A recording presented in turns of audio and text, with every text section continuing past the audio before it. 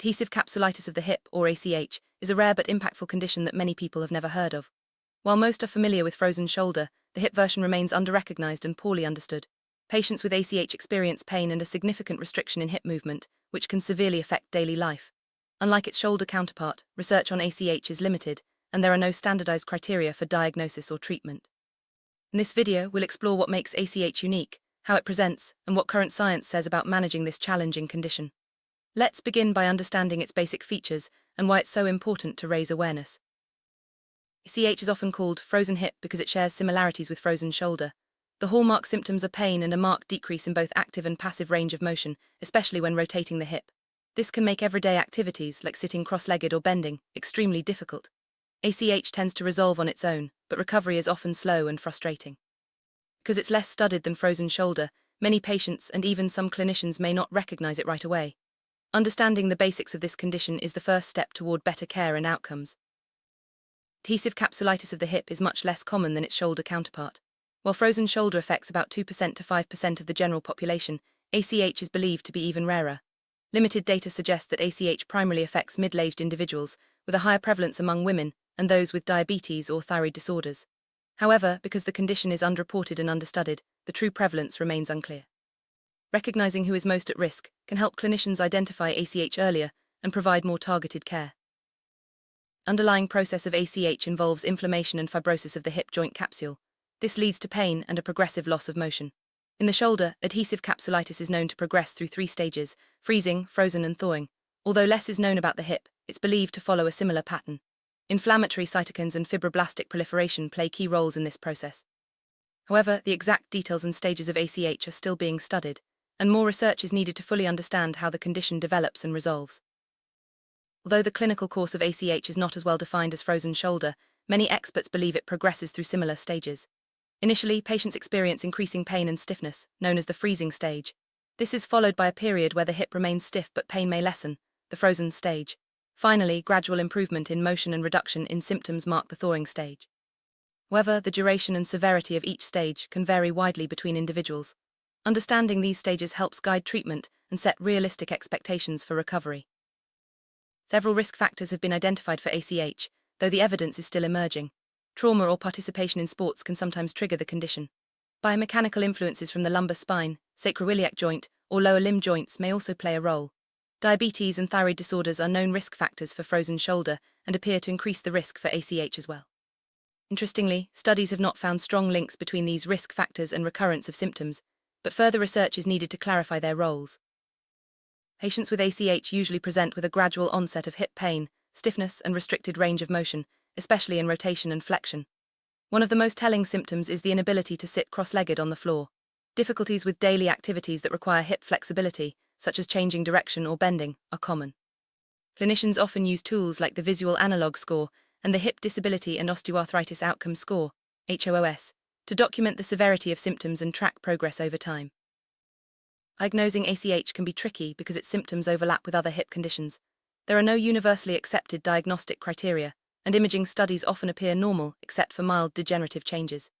Clinicians rely on a combination of clinical findings, such as restricted passive range of motion and pain during specific movements, to make the diagnosis.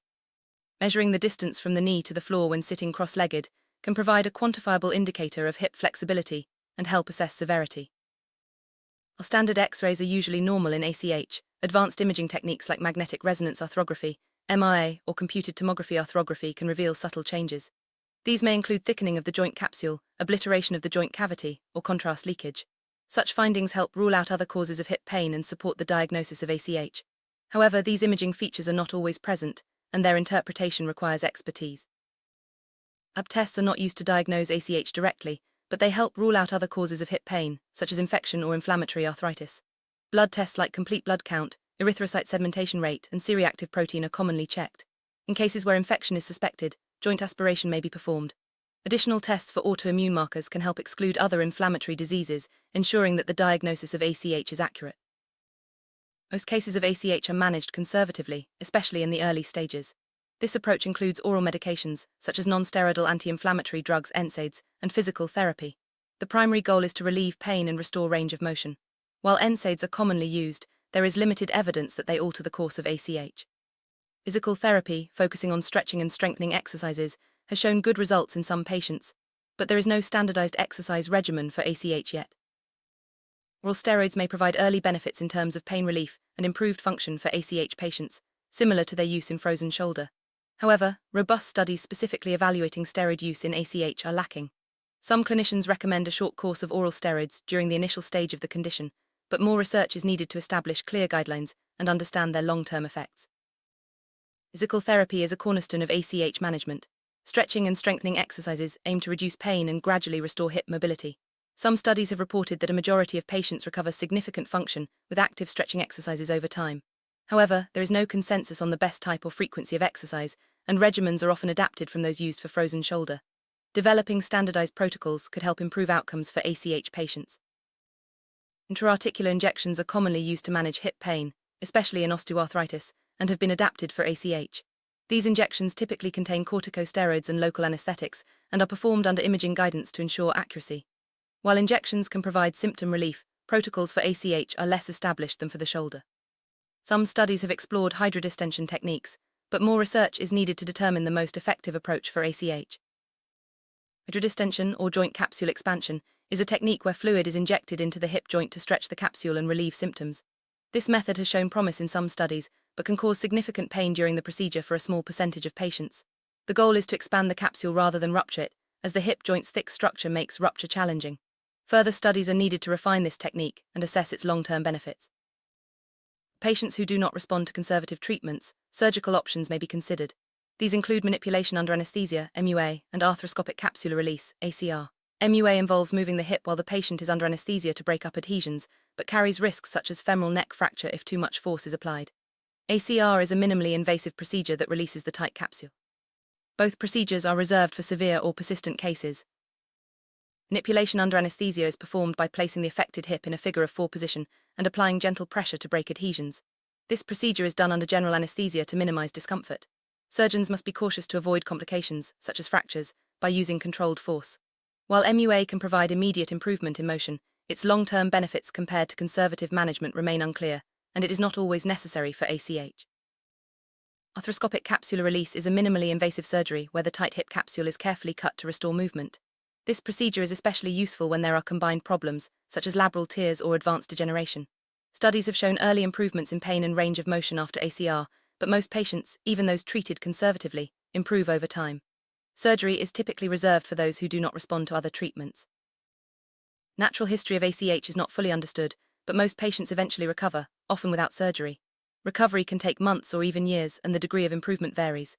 Early intervention with physical therapy, and in some cases medications or injections, may speed up recovery and reduce the impact on daily life. Setting realistic expectations and providing ongoing support are important for patients facing a long recovery process. Timely recognition and management of ACH can make a significant difference in patient outcomes.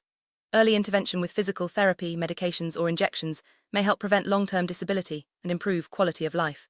Delayed treatment can lead to prolonged pain and functional limitations, affecting both daily activities and participation in work or recreation.